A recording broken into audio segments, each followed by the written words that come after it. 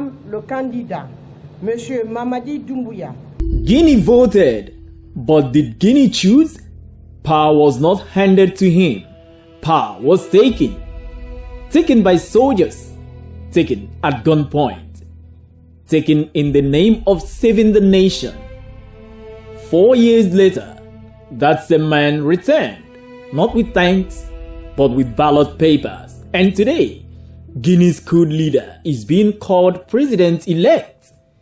But let us ask the uncomfortable question. Can a country freely choose when the referee also owns the stadium? This is Kann Media Group, and this is a story Africa cannot afford to ignore.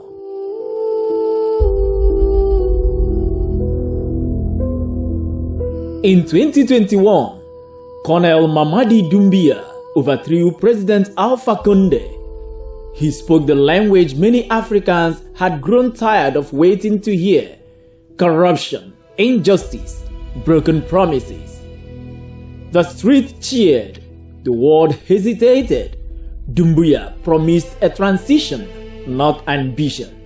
But transitions have a habit of overstaying their welcome in Africa.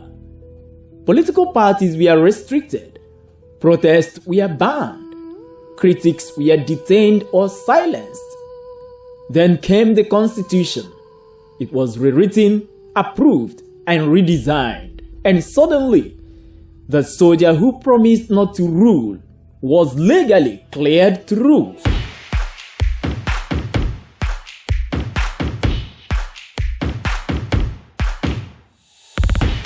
When Guinea finally voted, the question was no longer who would win, but who was allowed to compete. Major opposition figures were missing. Some were buried, some were exiled, some calling for a boycott.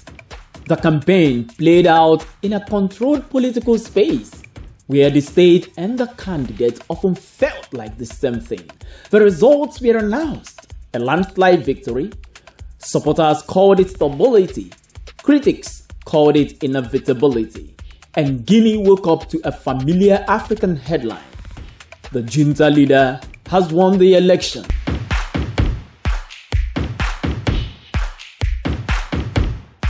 This is where Africa must pause, because legality and legitimacy are not the same thing.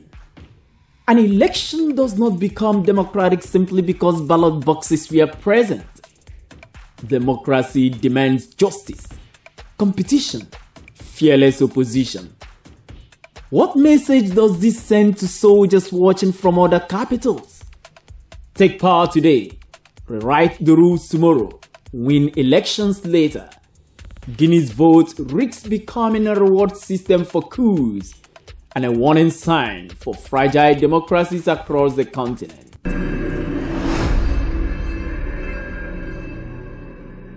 Guinea is not alone. Across Africa, frustration with civilian leadership has opened the door to men in uniform. But history is brutally honest. Military rulers rarely surrender power willingly, even when they put on civilian suits.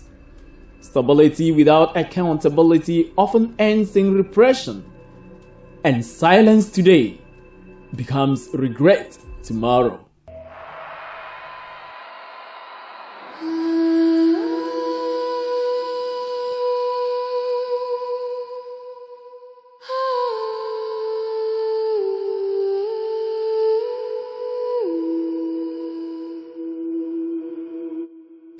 Guinea's election raises a final question, not just for Guineans, but for all Africans.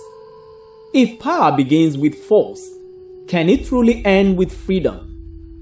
If Africa does not suffer from a lack of elections, Africa suffers from a lack of consequences. At Kann Media Group, we believe Africa deserves leadership that emerges from trust, not fear, from service, not soldiers. If you believe Africa must stop normalizing coups and celebrating strong men and start demanding real democracy, subscribe, share this video, join the conversation, because the future of Africa should never be decided at the barrel of a gun or hidden behind a ballot.